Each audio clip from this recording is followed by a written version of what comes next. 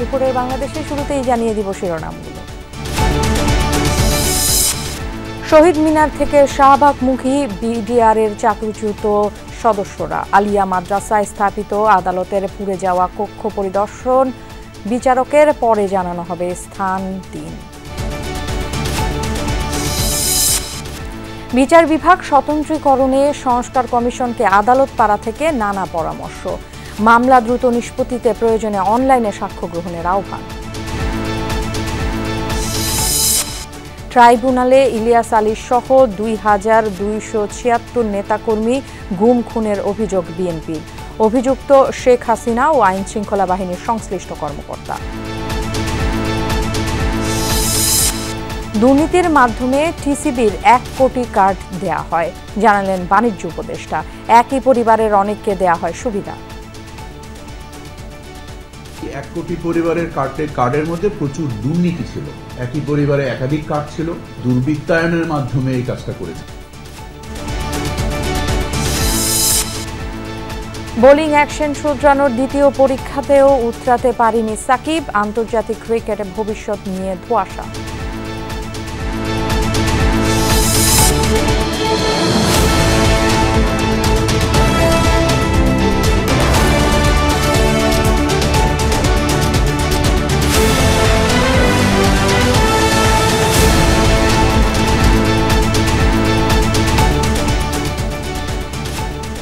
দেখে নিচ্ছিলেন শিরোনামগুলো। এছাড়াও দেশ বিদেশের আরো খবর নিয়ে দুপুরের বাংলাদেশে আপনাদের সাথে থাকছি আমি ফারহানা ন্যান্সি। বিডিআর হত্যাকাণ্ডে বিচারের নামে টালবাহানা করা হলে কঠোর কর্মসূচি ঘোষণার কথা জানিয়েছেন বৈষম্য বিরোধী ছাত্র আন্দোলনের সমন্বয়ক মাহিন সরকার। কেন্দ্রীয় শহীদ মিনারে আন্দোলনরত চাকরিচ্যুত বিডিআর সদস্য ও তাদের পরিবারের সদস্যদের অবস্থান কর্মসূচিতে সংহতি জানিয়ে এ বক্তব্য দেন তিনি। এদিকে দুপুর ১টায় শাহবাগ অভিমুখে পদযাত্রার ঘোষণা দিয়েছে আন্দোলনরতরা। বিডিআর হত্যা মামলার বিচার ব্যবস্থা নিয়ে প্রহসন চলছে, জানিয়েছেন বিডিআর বিদ্রোহের ঘটনায় চাকরিচ্যুত সদস্য ভুক্তভোগী পরিবার। সব কারাবন্দী সদস্যের মিথ্যা মামলা প্রত্যাহার ও মুক্তির দাবি তাদের। সকালে কেন্দ্রীয় শহীদ মিনারে সংবাদ সম্মেলনে বলা হয়, কেরানীগঞ্জ কোর্ট বসার কথা থাকলেও পরে সিদ্ধান্ত জানানো হয় আলিয়া মাদ্রাসায় বসবে আদালত। সেখানে আগের রাতেই এজলাসে আগুন দেওয়ার ঘটনায় সন্দেহ প্রকাশ করেন আন্দোলনরতরা। পুরো বিষয়টিকে ষড়যন্ত্র বলে অভিযোগ তাদের। বিডিআর হত্যাকাণ্ড পরিকল্পিত উল্লেখ করে তারা বলেন, দেশ বিরোধী একটি চক্রান্তের শিকার হয়েছে বিডিআর সদস্যরা। কারাবন্দীদের মুক্তিসহ ৩ দফা দাবি আদায় না হওয়া পর্যন্ত কর্মসূচি চালিয়ে যাওয়ার হুঁশিয়ারি দেন তারা। বিচারিক প্রক্রিয়ায় তাদের সাথে যেন ইনসাফ প্রতিষ্ঠা করা হয়। যদি এই বিচারের নামে কোনো টালবাহানা করা হয় তাহলে আমরা কঠোর থেকে কঠোরতর কর্মসূচিতে যাব। বাংলাদেশের সার্বভৌমত্ব রক্ষার্থে সর্বস্তরের মানুষ, প্রত্যেকটি দল, সামাজিক রাজনৈতিক সংগঠন আমাদের সাথে একাত্মতা পোষণ করুন। এদিকে চাকরিচ্যুত বিডিআর সদস্যরা চাকরি ফেরতের দাবিতে কেন্দ্রীয় শহীদ মিনার থেকে এখন যাচ্ছেন শাহবাগ অভিমুখে। সেখানে আছেন সহকর্মী তাজনুর ইসলাম, যাচ্ছি তার কাছে। তাজনুর, সকাল থেকে কেন্দ্রীয় শহীদ মিনারে তারা ছিল, এখন শাহবাগ অভিমুখে যাচ্ছে। আন্দোলনকারীরা আসলে এই মুহূর্তে কি চাচ্ছেন, তার পরবর্তী কর্মসূচি কি হবে, কি বলছেন তারা? দেখুন, পরবর্তী কর্মসূচি তো নয়, বরং এই কর্মসূচিটি ঘণ্টাখানেক আগে যেটি তারা বলেছেন সেটি হচ্ছে এই যে পদযাত্রা শুরু হয়ে গেল। তাদের যে পরিকল্পনা মূলত আজকে যে তারা এই শহীদ মিনার থেকে এই পদযাত্রাটি শাহবাগে গিয়ে আজকে শাহবাগ মোড় অবরোধ করার পরিকল্পনার কথা তারা 12টার সময় যে ব্রিফিংটা করেছে সেই ব্রিফিংয়ে তারা জানিয়েছেন। যেটি তারা বারবার করে বলছেন যে গতকাল সকাল থেকে এখন পর্যন্ত শহীদ মিনারে তারা অবস্থান করছিলেন। তাদের যেই দাবিগুলো রয়েছে, মূলত দাবি হচ্ছে যে বিডিআর হত্যাকাণ্ডের পর যাদের নামে মামলা হয়েছিল, যারা কারাবন্দী অবস্থায় রয়েছেন, যাদেরকে চাকরিচ্যুত করা হয়েছে তাদের চাকরি ফিরিয়ে দেওয়া, একই সঙ্গে যারা কারাবন্দী রয়েছেন তাদেরকে কারাগার থেকে মুক্ত করা। এই মূলত দুটি দাবির ওপরে তাদের যে চলমান আন্দোলন সেটি গতকাল সারাদিন গড়িয়ে তারা রাতেও সেখানে অবস্থান করেছেন। তারা বিচার কাজের ব্যাপারে বলেছেন যে বিচার কাজ যেন দ্রুত সময়ের মধ্যে শুরু করা হয়। সেটি নিয়ে যখন আজকে আবারও খানিকটা বিলম্ব দেখা গেল, সব মিলিয়ে এই ঘটনাটি তারা তীব্র প্রতিবাদ জানিয়েছেন। এবং এই মুহূর্তে আসলে আপনি দেখতেই পাচ্ছেন ন্যান্সি যে এই পদযাত্রাটি শুরু হয়ে গিয়েছে, যেখানে কিনা এই যে বিভিন্ন বিডিআর সদস্যদের পরিবারের যারা নারী সদস্য রয়েছেন তারা একেবারে সামনের সারিতে রয়েছেন, এবং তারপরে বাকি যারা পুরুষ সদস্য যারা এখানে এই আন্দোলনে অংশ নিয়েছেন তারা রয়েছেন ঠিক তার পেছনে। এবং এই পদযাত্রাটি জমায়েতটি বেশ বড়ই হতে যাচ্ছে, সেটি কিন্তু বলাই যায়। একই সঙ্গে আপনাকে একটি তথ্য জানিয়ে রাখি ন্যান্সি, যে পুলিশ এবং আইনশৃঙ্খলা রক্ষাকারী বাহিনীর সদস্যদের প্রস্তুতি দেখেছি। আজকে সকাল থেকেই বাড়তি পুলিশ মোতায়েন ছিল শহীদ মিনার এলাকায়। সেখানে দেখেছি যে তারা তাদের মতো করে প্রস্তুতি নিয়ে রেখেছেন যে যদি কোনো রকমের পদযাত্রা বা এই ধরনের রাস্তা বন্ধের মতো কর্মসূচি হয় তবে সেই ক্ষেত্রে তারা কি ব্যবস্থা নেবেন, সেই ব্যাপারেও কিন্তু তাদের বেশ রকমের প্রস্তুতি আমরা কিন্তু দেখতে পেয়েছি। তবে পদযাত্রাটি যেই রুটে যাওয়ার কথা ছিল সেই রুট থেকে খানিকটা ঘুরে গেল, যদিও তারা প্রথম অবস্থায় বলেছিল যে শহীদ মিনার থেকে পদযাত্রাটি বের হয়ে শিক্ষা ভবন, পরবর্তী সময় প্রেস ক্লাবের মোড় হয়ে মৎস্য ভবন মোড় হয়ে তারপরে তারা শাহবাগ যাবেন। যেহেতু গতকালকে যখন তারা কর্মসূচি নিয়ে আলাপ করছিলেন তখন তারা ধারণা করেছিলেন যে হয়তো ঢাকা বিশ্ববিদ্যালয় এলাকার ভেতর দিয়ে গেলে তাদেরকে ব্যারিকেড দিয়ে আটকে দেওয়া হতে পারে। তবে এখন যেটি দেখা যাচ্ছে তারা আসলে ঢাকা বিশ্ববিদ্যালয়ের ভেতর দিকেই যেতে যাচ্ছেন, টিএসসির দিকে তারা এগোচ্ছেন এই মুহূর্তে, এবং শহীদ মিনারের সামনের রাস্তায় তারা এই মুহূর্তে রয়েছেন।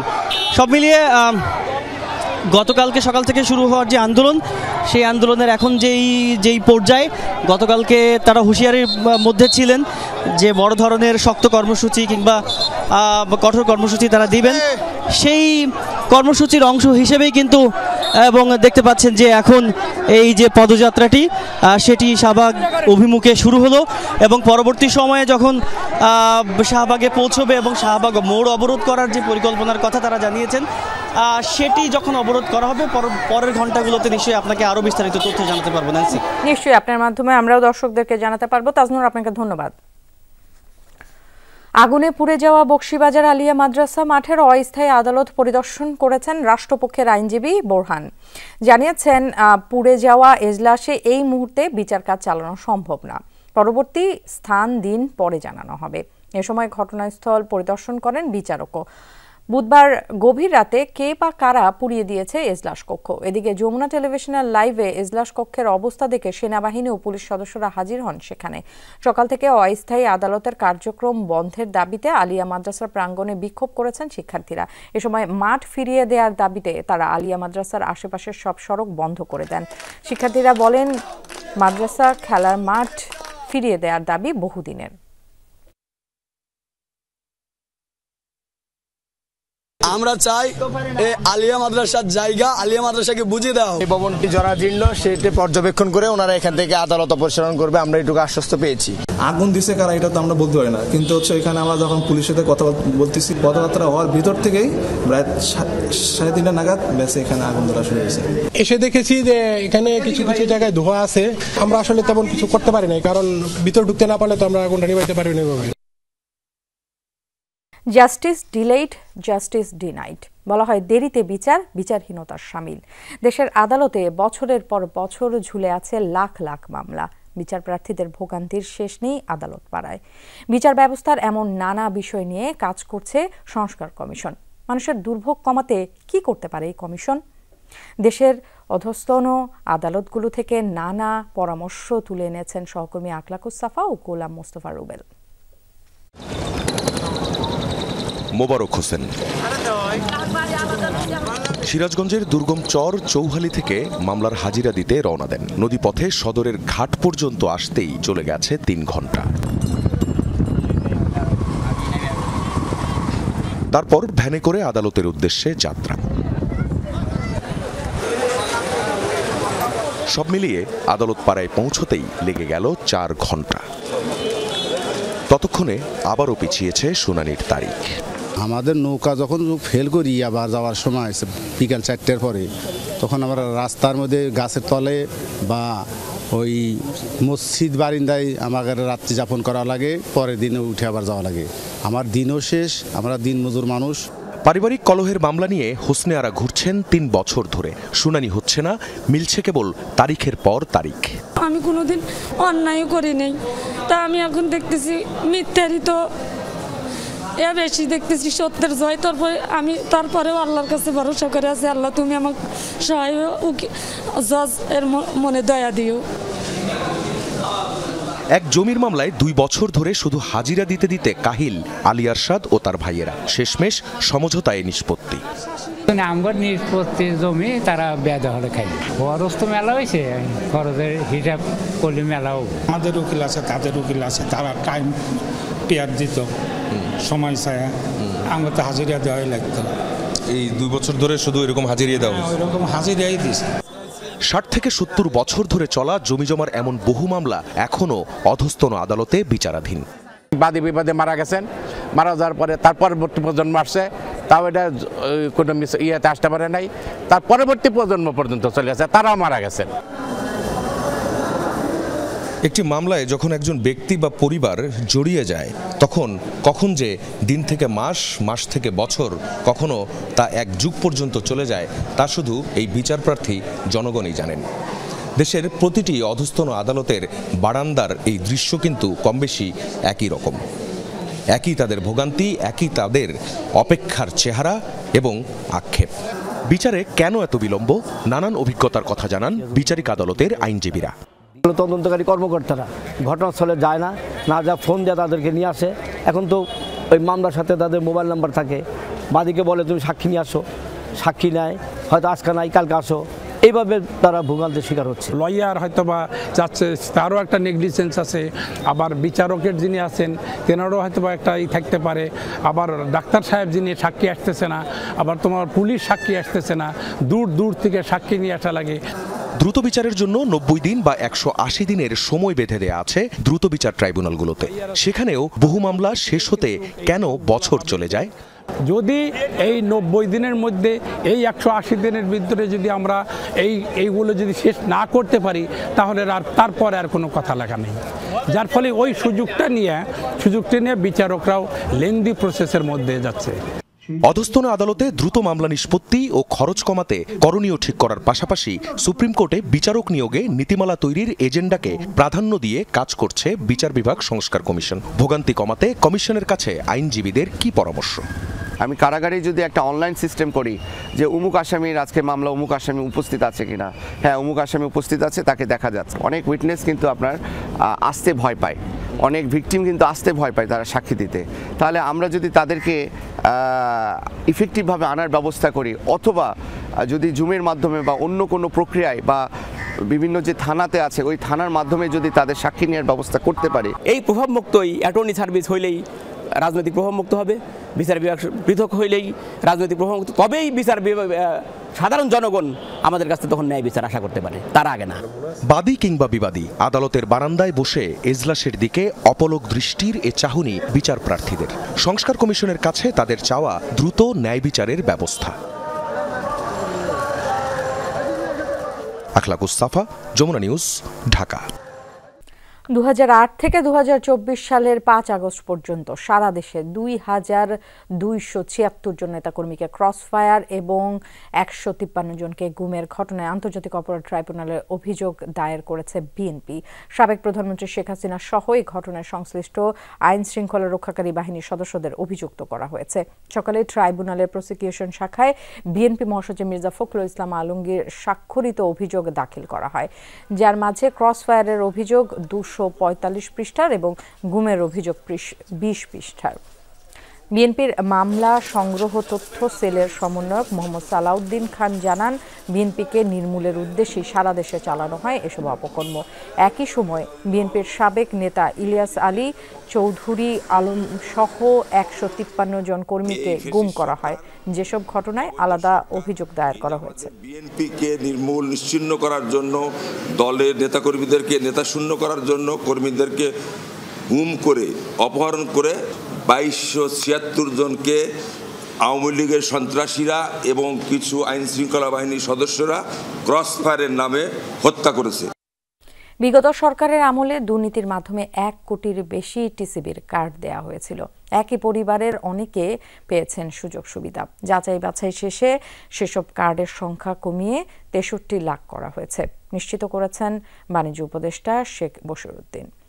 সচিবালয়ে তুরস্কের বাণিজ্য মন্ত্রী ওমর বোলাতের সাথে দ্বিপাক্ষিক বৈঠক করেন বাণিজ্য উপদেষ্টা শেখ বশিরউদ্দিন। তিনি বলেন, দুদেশের সামরিক সহযোগিতার ক্ষেত্রে বাণিজ্যিক দিক দিয়ে আলোচনা হয়েছে।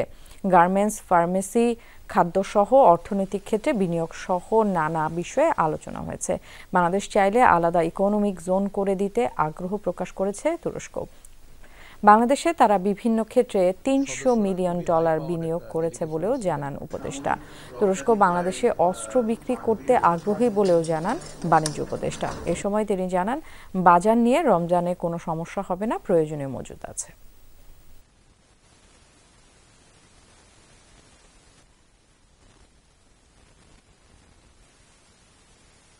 1 কোটি পরিবারের কার্ডের মধ্যে প্রচুর দুর্নীতি ছিল।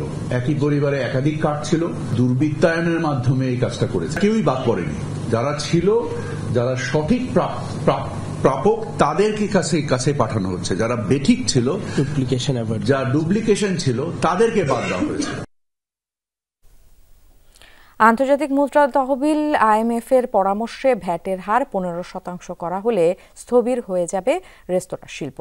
ক্রেতার উপর ব্যয় বৃদ্ধি করা হলে কমে যাবে বিক্রি, এ দাবি করেছে বাংলাদেশ রেস্তোরাঁ মালিক সমিতি। বলা হয়, ভ্যাট আদায়ের নামে রাজস্ব কর্মকর্তাদের হয়রানি বন্ধ করতে হবে। সকালে রাজধানীর একটি হোটেলে সংবাদ সম্মেলনের আয়োজন করে সমিতি। নেতাদের অভিযোগ, ক্ষুদ্র এবং মাঝারি শিল্পের দিকে সরকারের দৃষ্টি নেই। সরকারের ব্যয় বাড়ছে, সেই করের বোঝা চাপানো হচ্ছে জনগণের ঘাড়ে। সেক্ষেত্রে কোনো আলোচনায় বসছে না সরকার।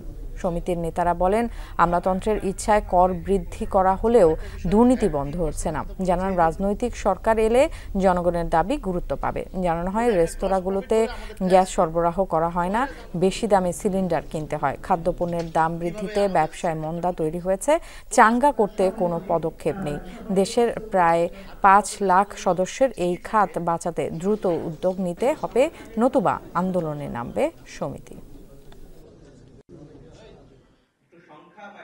হঠাৎ মাঝপথে এসে দেশের 12টা বাজানোর জন্য আজকে এই 15% ভ্যাট ইমপ্লিমেন্ট করতেছে। আমরা সজোরে বলতে চাই, আমরা স্ট্রাইকে যাব, আমরা সুন্দরভাবে বলতে চাই, আমরা চাই না দেশ অশান্তি হোক। আমরা ছোট ব্যবসায়ী সুন্দরভাবে ব্যবসা করে চলতে চাই। সারা বাংলাদেশের রেস্তোরাঁ মালিকদের আহ্বান জানাতে চাই, আসেন আমরা এক ছাতার তলে কাজ করি, আমরা দেশকে নিরাপদ খাদ্য উপহার দিই, আমরা আমাদের দেশকে গড়ে তুলি। জুলাই ঘোষণাপত্রের দাবিতে আজও দেশের বিভিন্ন স্থানে জনসংযোগ করেছে বৈষম্য বিরোধী ছাত্র আন্দোলন এবং জাতীয় নাগরিক কমিটি। সকালে টাঙ্গাইল শহরের নিরালা মোড়, কাজী নজরুল সরণি সহ বিভিন্ন স্থানে 7 দফা দাবি সম্মিলিত লিফলেট বিতরণ করা হয়। সাধারণ মানুষের কাছে জুলাই ঘোষণাপত্রের গুরুত্ব তুলে ধরেন নেতাকর্মীরা। অভ্যুত্থানের শহীদদের রাষ্ট্রীয় স্বীকৃতি, আওয়ামী খুনি ও দোসরদের বিচার নিশ্চিত, নতুন গণতান্ত্রিক সংবিধান প্রণয়ন অঙ্গীকার সহ 7 দফা দাবি ঘোষণাপত্রে অন্তর্ভুক্ত করার দাবি জানান বৈষম্য বিরোধী ছাত্র আন্দোলন ও জাতীয় নাগরিক কমিটির নেতারা।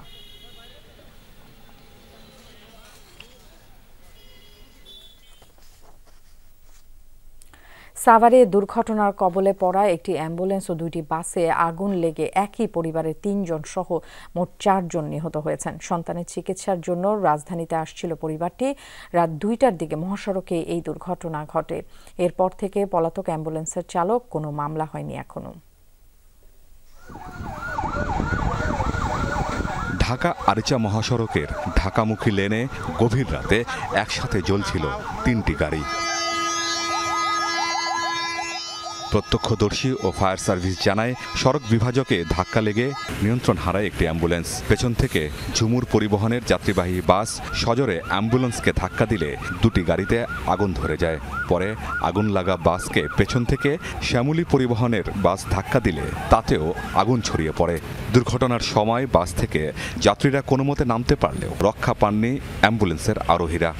ধাক্কা লাগার সাথে সাথে পিছন সাইডটা যে মেন রাস্তার দিকে চলে আসে, পরে এই বাসগুলো পিছন থেকে এই গাড়ির পিছনে লাগানোর সাথে সাথে আগুন ধরে যায়। আগুন ধরার সাথে সাথে বাসেও আগুন ধরে যায় সামনের দিকে। আর চারিদিক থেকে আপনার যাত্রীরা যেভাবে পারছে নেমে গেছে। জানলা ভাঙি বাইর হয়েছি, কারো ঠ্যাং পা হাত চিরা গেছে, মনে করে পা লড়ছে। গাড়িতে আগুন দিয়েছে, আমি জাল না দিয়া নাম দিছি ঝাঁপ, লাফাই ঝাপায় গ্লাস ভাঙিয়ে নামছে, অনেক লোক হত হয়েছে, কিন্তু অ্যাম্বুলেন্সের ভিতরে যে প্যাসেঞ্জারগুলো ছিল একটাও বাইরেতে পারে নাই। ফায়ার সার্ভিসের কয়েকটি টিম ঘণ্টাখানেকের চেষ্টায় আগুন নিয়ন্ত্রণে আনে। ততক্ষণে 3টি যান পুড়ে গেছে। ভেতর থেকে উদ্ধার হয় অগ্নিদগ্ধ 4 জনের মরদেহ।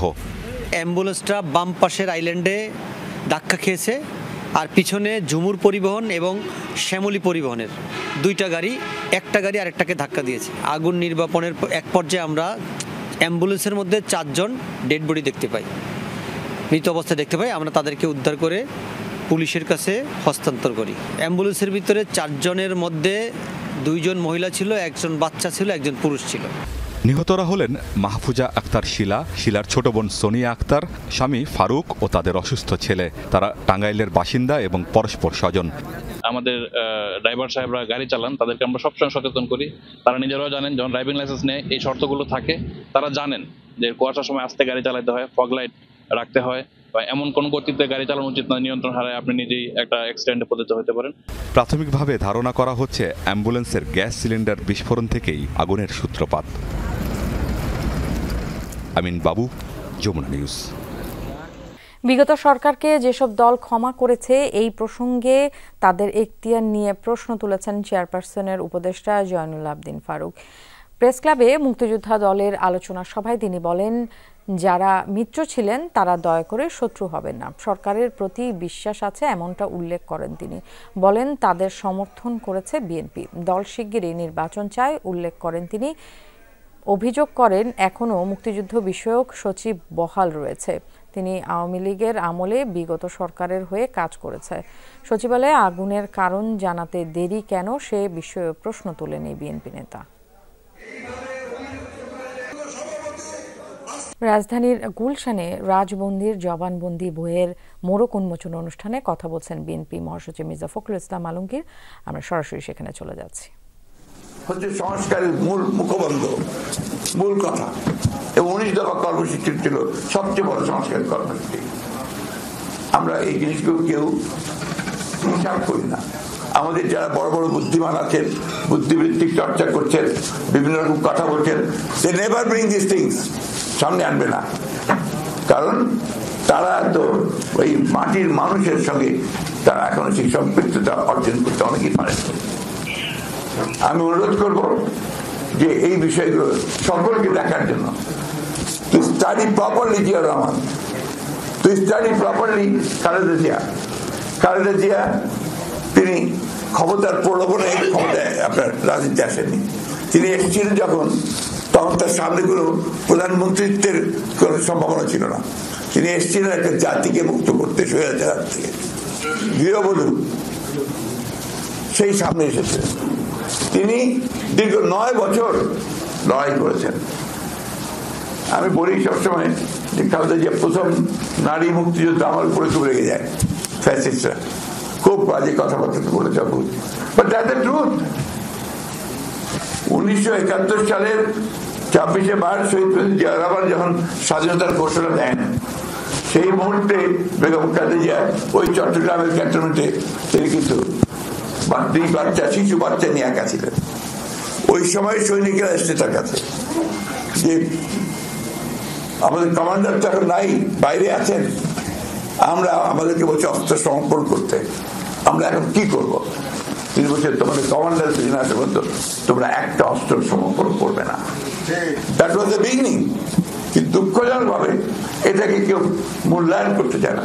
তারপরে জিয়া রহমান সাহেব যখন আমরা চলে গেছেন বিদ্রোহ করে, পাকিস্তান সেনাবাহিনীর বিদ্রোহ করে যখন কালুরঘাটের দিকে বেরিয়ে গেছেন, তখন তিনি একা তার 2 পুত্র সন্তানকে 2 হাতে ধরে বোরকা পরে বেরিয়েছেন ঢাকার উদ্দেশ্যে। এই লড়াইকে, এই সংগ্রামকে আমরা কেউ গুরুত্ব দেবো না, মূল্যায়ন করবো না। এসে তিনি ঢাকাতে গ্রেফতার হয়েছেন পাকিস্তান সেনাবাহিনীর হাতে। পাকিস্তান সেনাবাহিনী দীর্ঘ 9 মাস কারাগারে এবং 16ই ডিসেম্বর তিনি মুক্তি হয়েছেন। এটা হচ্ছে বাস্তবতা। তিনি যদি মুক্তিযোদ্ধা না হবেন, মুক্তিযোদ্ধা কি হাসিনুল ইনুর আর আপনার ওই আমির হোসেন আমু, যারা ওই যে আপনার 8 নম্বর থিয়েটার রোডে বসে বসে মুক্তিযুদ্ধ পরিচালনা করেছে। That is the problem. সমস্যাটা দর্শক, বিএনপি মহাসচিব মির্জা ফখরুল ইসলাম আলমগীর কথা বলছিলেন, আমরা সরাসরি এতক্ষণ সেখানে ছিলাম। চলে যাচ্ছে পরের সংবাদে। সরকারি কর্মকর্তা ও কর্মচারীদের মহার্ঘ ভাতা দ্রুত কার্যকর করা হবে, এমনটা জানিয়েছেন জনপ্রশাসন সচিব মোখলেসুর রহমান। যারা পেনশন প্রাপ্ত তারাও এই মহার্ঘ ভাতার অন্তর্ভুক্ত হবেন। দুপুরে সচিবালয়ে গণমাধ্যমকে এসব কথা তিনি বলেন। মহার্ঘ ভাতাটা ভেরি রিসেন্টলি হবে, এবারে একটা যেটা ব্যতিক্রম হবে, আগে মহার্ঘ ভাতা পেনশনাররা পেতেন, এবার পেনশনাররা মহার্ঘ ভাতা পাবে এবং একটা রিজনেবল পাবে, এবং পরের বছর যখন তার ইনক্রিমেন্টের সময় আসবে এই মহার্ঘ ভাতাটা তার বেসিকের সাথে যোগ হবে। 43তম বিসিএস এর গেজেট হয়েছে, 15 জানুয়ারি তারা যোগ দেবেন। গোয়েন্দা তথ্যের ভিত্তিতে যে 227 জন বাদ পড়েছেন তাদের বেশিরভাগ যোগ দিতে পারবেন, এমনটা জানিয়েছেন জনপ্রশাসন সচিব। সচিবালয়ে এক ব্রিফিংয়ে তিনি জানান, বাদ পড়াদের আবেদনের উপর যাচাই বাছাই চলছে, তাদের বিরুদ্ধে সুনির্দিষ্ট অপরাধের অভিযোগ আছে, তারাই বাদ পড়বেন। 43তম বিসিএস থেকে 227 জন গোয়েন্দা প্রতিবেদনের ভিত্তিতে এবং 40 জন স্বাস্থ্য পরীক্ষায় অনুপস্থিত থাকায় বাদ পড়েছে। 2 জানুয়ারি এক প্রজ্ঞাপনে এসব তথ্য জানায় মন্ত্রণালয়। তার আগেই এ নিয়ে আন্দোলন চলছিল। গত 15 অক্টোবর পুলিশের স্পেশাল ব্রাঞ্চ এবং জেলা প্রশাসকদের দেয়া তথ্যের ভিত্তিতে 59 জনকে এবং স্বাস্থ্য পরীক্ষা অনুপস্থিত থাকায় 40 জনকে বাদ দেওয়া হয়। সে সময় 2064 জনকে নিয়োগের সুপারিশ দিয়ে প্রজ্ঞাপন জারি করা হয়। 227 জনকে নিয়ে আমরা পুনর্বিবেচনা করার জন্য আমরা যেটাকে বলি ইনভেস্টিগেশন অথবা তদন্ত, এই কাজ করে আমাদের একটা পর্যায়ে আসলো। আমরা আশাবাদী এই যে 227 বললাম এর মেজরিটি, মোর দ্যান মেজরিটি আপনারা এই যেভাবে বিজ্ঞাপন জারি হয়েছে যারা নর্মাল তাদের পক্ষেও জারি হবে। এটা একটা সময়ের ব্যাপার, just it is ongoing process. Gazette হয়েছে, 15 তারিখে যোগদান করবেন তারা। ডোনাল্ড ট্রাম্পের অধ্যত্ত মন্তব্যের মোক্ষম জবাব দিলেন মেক্সিকোর প্রেসিডেন্ট ক্লোদিয়া শেইনবাম। ট্রাম্পের সুরেই করলেন উপহাস। যুক্তরাষ্ট্রের নাম বদলে মেক্সিকান আমেরিকা রাখার প্রস্তাব দেন তিনি। মাদক ব্যবসায়ীরা মেক্সিকোর সরকার পরিচালনা করে। ট্রাম্পের এই মন্তব্যের উত্তরে বলেন, ভুল তথ্য নিয়ে বসে আছেন নতুন মার্কিন প্রেসিডেন্ট। আগে যেন মিত্র ও প্রতিবেশীদের চটিয়ে দেওয়ার মিশনে নেমেছেন নবনির্বাচিত মার্কিন প্রেসিডেন্ট। মঙ্গলবার সংবাদ সম্মেলনে আধিপত্যবাদী যে এজেন্ডা নিয়ে হাজির হন ডোনাল্ড ট্রাম্প, তাতে বাদ যায়নি সীমান্ত ভাগাভাগি করা দেশ মেক্সিকো। এদিন বক্তব্যে মেক্সিকো উপসাগরের নাম পাল্টে গালফ অব আমেরিকা রাখার পক্ষে যুক্তি দেন ট্রাম্প। পরদিনই রীতিমতো আটসাট বেঁধে ট্রাম্পের মন্তব্যের জবাব নিয়ে হাজির হলেন মেক্সিকোর প্রেসিডেন্ট। বুধবার ইতিহাস ক্লাসে পরিণত হয় ক্লদিয়া শেইনবামের নিয়মিত সংবাদ সম্মেলন। তুলে ধরেন 1607 সালে ব্যবহৃত উত্তর আমেরিকার আদি মানচিত্র, যখন মেক্সিকান আমেরিকা নামে পরিচিত ছিল গোটা অঞ্চল। ট্রাম্পকে ব্যঙ্গ করে পুরনো সে নাম ফিরিয়ে আনার প্রস্তাব দেন ক্লদিয়া। জাতিসংঘ মেক্সিকো উপসাগর নামের স্বীকৃতি দিয়েছে। আমরা এটাকে মেক্সিকান আমেরিকা বললে কেমন হয়? শুনতে ভালোই লাগছে, তাই না? 1607 সালে কিন্তু এই নামেই ডাকা হতো। মেক্সিকো উপসাগর নামটিও তখন থেকেই প্রচলিত, আর এটা আন্তর্জাতিকভাবেও স্বীকৃত। মেক্সিকোর সরকার পরিচালনায় মাদক পাচারকারীদের প্রভাব ইস্যুতে ট্রাম্পের মন্তব্য নিয়েও বিদ্রূপের সুরে উত্তর দেন ক্লদিয়া। ডোনাল্ড ট্রাম্পের প্রতি শ্রদ্ধা জানিয়ে বলতে চাই, তার কাছে হয়তো ভুল তথ্য রয়েছে। মেক্সিকোর জনগণই দেশটির ক্ষমতার উৎস, আর তারাই নির্বাচন করেছেন প্রেসিডেন্ট। অবশ্য সবশেষে দুই দেশের মধ্যে ইতিবাচক সম্পর্কের প্রত্যাশা জানান মেক্সিকোর প্রেসিডেন্ট। অন্তত ডোনাল্ড ট্রাম্পের ক্ষমতা গ্রহণ পর্যন্ত অপেক্ষা করা উচিত। আন্তর্জাতিক আইন তো রয়েছেই। আমার মনে হয় ডোনাল্ড ট্রাম্পের সাথে আমাদের সুসম্পর্কই হবে। নেতিবাচকতার কোনো কারণ তো দেখি না। এর আগে মেক্সিকোর উপর যুক্তরাষ্ট্রের 25% শুল্ক আরোপের ঘোষণার জবাবে পাল্টা পদক্ষেপের হুঁশিয়ারি দিয়েছিলেন Claudia Sheinbaum. Dorothy Tasrin, Jamuna news. Chattogram আদালত থেকে হারিয়ে যাওয়া বিভিন্ন মামলার 9 বস্তা কেস ডকুমেন্ট উদ্ধার করেছে পুলিশ। এই ঘটনায় জড়িত সন্দেহে একজনকে আটক করা হয়েছে। পুলিশ জানায়, আদালতের সিসিটিভি ফুটেজ বিশ্লেষণ করে সন্দেহভাজন রাসেলকে শনাক্ত করা হয়। পরে নগরীর বাকুলিয়া এলাকা থেকে রাসেলকে আটকের পর তার দেয়া তথ্যের ভিত্তিতে উদ্ধার করা হয় 9 বস্তা নথি। কোতোয়ালি থানার ভারপ্রাপ্ত কর্মকর্তা জানান, রাসেল আদালত চত্বরে চা বিক্রি করত। সে নথিগুলো পাথরঘাটা এলাকায় একটি ভাঙাড়ির দোকানে 16 টাকা কেজি দরে বিক্রি করেছিল। এই ঘটনার আরও কেউ জড়িত আছে কিনা তা খতিয়ে দেখা হচ্ছে। সিসি ফুটেজ পর্যালোচনায় আমরা একজনকে শনাক্ত করি, তার নাম রাসেল বলে জানা যায়। পরবর্তীতে আমরা নির্বিচ্ছিন্ন অভিযান পরিচালনা করি মহানগরী বাকুলিয়া থানাধীন বউবাজার এলাকা হতে রাসেল নামে একজনকে আমরা গ্রেপ্তার করি। সে এই হারানো সিডিগুলি কোর্ট বিলিং হতে কৌশলে নিয়ে একটা ভাঙ্গারির দোকানে বিক্রি করেছে। জানাবো খেলার কিছু খবর। এবারে সাফ চ্যাম্পিয়নশিপ হোম অর এওয়ে পদ্ধতিতে আয়োজনের সিদ্ধান্ত নিয়েছে দক্ষিণ এশীয় ফুটবল ফেডারেশন। নেপালের কাঠমান্ডু সাফের নির্বাহী কমিটির সভায় সভাপতি কাজী সালাউদ্দিনের সভাপতিত্বে নেওয়া হয় এই সিদ্ধান্ত। আগামী 15 জুন থেকে 5 জুলাই আয়োজিত হবে টুর্নামেন্ট। সাধারণ যে কোনো এক দেশেই এই টুর্নামেন্ট আয়োজিত হয়ে থাকে, কিন্তু এবার থাকছে ব্যতিক্রম। প্রথম রাউন্ডে প্রতিটি দল থেকে একে অপরের বিরুদ্ধে খেলবে। রাউন্ড রবিন লিগে দলগুলো মোট 6 ম্যাচ খেলবে হোম অর এওয়ে পদ্ধতিতে। তবে কোনো সমস্যা দেখা দিলে নির্দিষ্ট একটি ভেন্যুতেই আয়োজন করা হবে পুরো টুর্নামেন্ট। এছাড়া সভায় সাফ ক্লাব চ্যাম্পিয়নশিপ আয়োজনেরও সিদ্ধান্ত হয়েছে। 2026 থেকে পুরুষ ও নারী 2 বিভাগেই 8টি ক্লাব নিয়ে হোম অর এওয়ে পদ্ধতিতে সাফ ক্লাব চ্যাম্পিয়নশিপ শুরু হবে। র্যাঙ্কিংয়ের শীর্ষে থাকা সাফ সদস্য দেশের 2টি ক্লাব খেলবে এতে, বাকি 6টি দেশ থেকে খেলবে একটি করে ক্লাব। বোলিং অ্যাকশন শুধরানোর দ্বিতীয় পরীক্ষাতেও পাশ করতে পারেনি সাকিব আল হাসান। জানা গেছে 21 ডিসেম্বর চেন্নাইয়ের দেয়া পরীক্ষায় সাকিবের অ্যাকশনে আবারও ত্রুটি ধরা পড়েছে। তবে নতুন করে বোলিং অ্যাকশন পরীক্ষা দিতে পারবেন কিনা তা নিয়ে রয়েছে ধোঁয়াশা। পরীক্ষার চূড়ান্ত ফলাফল প্রকাশ হলেই সাকিবকে চ্যাম্পিয়ন্স ট্রফির দলে রাখার বিষয়ে সিদ্ধান্ত নেবে বিসিবি।